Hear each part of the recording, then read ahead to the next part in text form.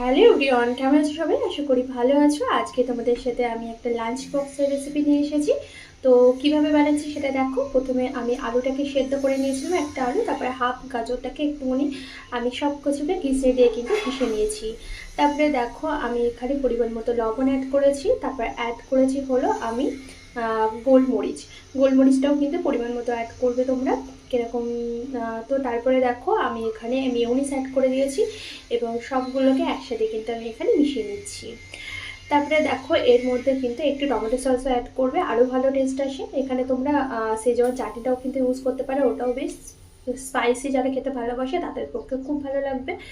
আর তারপরে দেখো ব্রেডগুলোকে সাইডগুলো আমি কেটে নিয়েছি, তারপরে আমি ওর উপরে কিন্তু টমেটো সস অ্যাড করেছি। তোমরা এখানে যে কোনো সস অ্যাড করতে পারো। তারপরে ওর মধ্যে স্টাফিংগুলোকে ভরে দিয়ে ওর উপরে আবার করে ব্রেডগুলোকে কিন্তু আমি দিয়ে দিয়েছি। তারপরে দেখো ব্রেডটা আমি ছেঁকতে বসিয়ে দিয়েছি এবং ওপরে কিন্তু বাটার দিয়েছিলাম, বাটার দিয়ে কিন্তু ওটা ছেঁকতে হবে একদম অল্প আঁচে দিয়ে।